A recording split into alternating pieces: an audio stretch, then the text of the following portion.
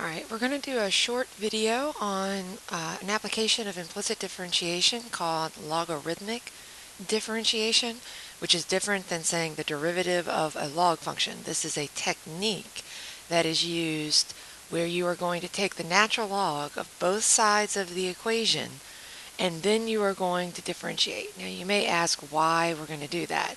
There's basically three situations where we would be interested in using this. One is where we have options. You can either take the derivative as it's written, but it's an ugly expression. What we mean by that is it involves a product and a quotient, and it's very complicated, and it would involve uses of several different rules. And so using the log properties, what we can do, because logs turn products into sums and quotients into subtraction, that it is very easy to take the derivative of sums and differences, so instead of doing products and quotients. And it also takes powers and moves them to the front. And so the combination of these three log properties that we're looking at right here helps us turn a hard problem with lots of different product and quotient and power rules into an easier problem to do, because it's very easy to take the derivative of a log. The second case where we are using it is a function that's in the form f of x to the g of x. What we mean by that is when you have a function like x to the e to the x, and you might be tempted to think that this is a power rule problem, but power rule requires that you have x to a number, a real number, not another function. So this is not a power rule problem. You might think that this is an exponential problem, but exponential requires that you have a number to a variable. And so this is a variable raised to a variable, and anytime you have that situation, you are going to need to use log differentiation. You actually have no option. So we're going to use the technique of taking the log of both sides so that we can move the power to the front and turn it into a product. And then of course the third case is if the instructions say use log differentiation in a free response, then you should. Alright, so here's just a reminder of what our properties of logarithms are. So we're going to come down, and this is an example of the first case. We can take the derivative of this, but this is going to involve a chain rule, a product rule, another chain rule, another product rule with a chain rule, and a quotient. And that is very difficult.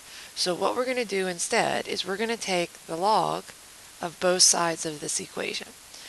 And what we basically are going to work on, especially over here on this side, is we are going to use the properties of logarithms to simplify this, to expand this. And that's one of those, I'm going to rewrite this while I'm putting it down here, as x plus 1 to the 3/2, getting myself ready to expand it, and then x squared plus 3 squared. So we're going to remember those three properties that we had up here, that if you have a product, you add, that if you divide, you are going to subtract, and if there's a power, you can pull the power to the front. And you should be at this point able to do this pretty much all in one step. So we're going to have our natural log of y, and then we have a product with a power, so that top is going to become natural log of e to the x plus 4 natural log of x squared plus 2. And then we have the bottom part. So now remember we're subtracting now. So we're going to subtract 3/2 natural log of x plus 1. And then subtract, because it's in the bottom, 2 natural log of x squared plus 3. So essentially, in one step, we've turned this into, we've gotten rid of having to use product rule, the power rule, and we no longer have to use the quotient rule in this. We do have some chain rule involved because you are going to have logs with things inside, but that is pretty straightforward. We'll say that the nice thing here is if you have something like this cancels out. Remember that this is just going to return x because log and e are inverses of each other. All right, so now we're ready to take the derivative. Once we take the log of both sides, we expand both sides. This is a simplify early and often. Now we're going to take the derivative. It does involve implicit differentiation, really over on this side, because this is the natural log of y, whose derivative is 1 over y dy dx. And then over here, these are all just x's, so they're just regular derivatives. Derivative of x is 1. The derivative of a constant times anything is the constant times the derivative. Derivative of a log with a function inside involves chain rule. So 1 over u, x squared plus 2, times the derivative of u, 2x. Your constant, your derivative of natural log of x plus 1, 1 over x plus 1 times the derivative of x plus 1, which is 1, minus 2, derivative of your log again, 1 over x squared plus 3 times the derivative of the u, 2x. And we're almost done at this point. In terms of finding dy dx, you do actually have to solve for dy dx. We're basically going to multiply both sides by y, but what we really want to do, which we will do in the next step, is I want to put y back in. So remember, y is this whole thing. And so typically, because we didn't really start with implicit, we're not going to want to have it implicitly with x's and y's. What we want to do is find our derivative, and we want to find it in terms of x only. So at this point, we would say dy dx equals, now we may do a little combining as I go here just to simplify, 1 plus 8x over x squared plus 2 minus 3 over 2x plus 1 minus 4x over x squared plus 3. And then this y, all we simply have to do is put our y back in. So e to the x, x squared plus 2 to the 4th over x plus 1 to the 3 halves, x squared plus 3 squared. And then we're done. Don't worry about simplifying at this point. So what it does is it turns a problem that would have been very difficult, and I'm not going to do it the long way, where I would have had to use a low d high and use a product and chain rule here minus high d low, which would have been a chain rule, a product rule, power rule thing going on here, all over low squared, that this would be the same thing, and that's a little easier to do. All right, our second example that we're going to look at is using the idea that we're differentiating a function of the form f of x to the g of x, that we do not know whether we are going to be having a, it's not a power rule because it's not a variable to a integer or a real number power. It's not exponential because it's not a real number raised to a variable. It's a variable raised to a variable, which is always, always, always, always required that we must use logarithmic differentiation. So what we're going to do, even though it's written like this, we're going to come down here and we're going to say y equals sine of x raised to the cosine of x. So we create it so that we have a function. We take the natural log of both sides, so natural log of y equals the natural log of this sine of x raised to the cosine of x. We then employ the property that allows us to move this to the front. Okay, so we end up with natural log of y equals, see if I can fit this in, cosine of x times the natural log of sine of x. And so what that's going to do for us, all right, hold on, let me pause it and give myself a little bit more room.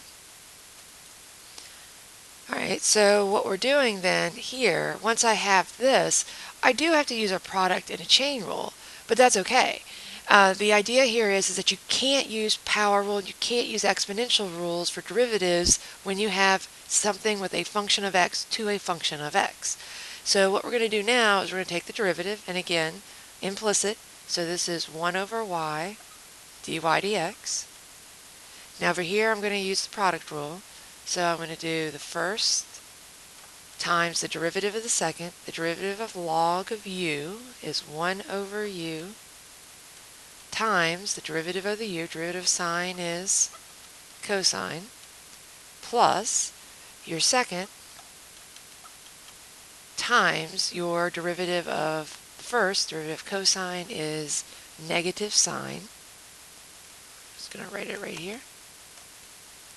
All right, and then again, the idea here is I'm going to clean this up just a little bit, but then what we're going to do is we're going to multiply both sides by y, and we're going to put the y back in so that we can, this is our y that we had, come down here, and then so we can get it dy dx as simply a function of x. Simplify a little bit, this would be cosine squared x over sine of x, plus, I'm going to write that negative sine of x in front, times the natural log of sine of x, and that whole thing is going to be times the original function, which was sine of x raised to the cosine of x. And then we're done with the problem.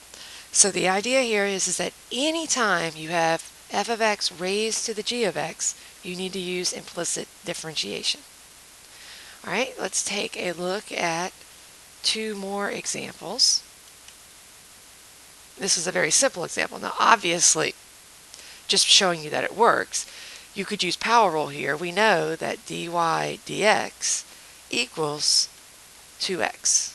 And I'm just going to prove to you that log differentiation works. Now, you would never do this, but since they said use log differentiation, we will. We would take the log of both sides, use our log properties. Natural log of y equals 2 natural log of x. Then we would take our derivative. So our derivative would be 1 over y dy dx. And the derivative of 2 natural log of x would be 2, 1 over x. So dy dx equals 2 over x times, remember we're multiplying both sides by y, but y is x squared, and so that ends up being 2x after you simplify. So it does work. Not that I would choose to do this, but it does work no matter what you're doing.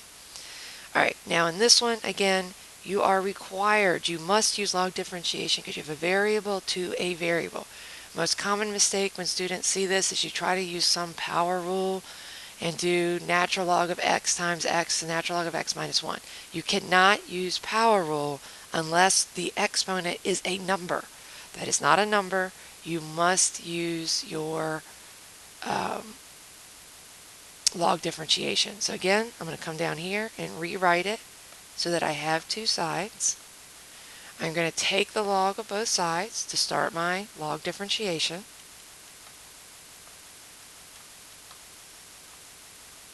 Doesn't even bother me, I have logs and logs in here. I'm going to use my log properties. I'm going to bring down the exponent to the front, natural log of x times natural log of x. Oh, that's even nicer. I even like it so much, instead of using product rule, I'm going to write this as natural log of x squared, so now I can use a chain rule. Now I'm going to take the derivative of both sides. And I haven't been doing this, but I guess technically I should go back in here and say I'm taking the derivative of both sides of this equation with respect to x at this point. I should indicate that. Derivative with respect to x of both sides.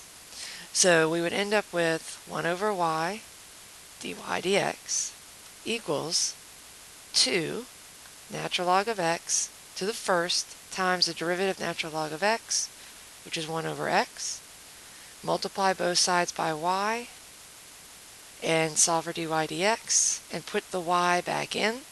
So dy dx equals, let's simplify a little bit, 2 natural log of x over x, and then our y was x to the natural log of x.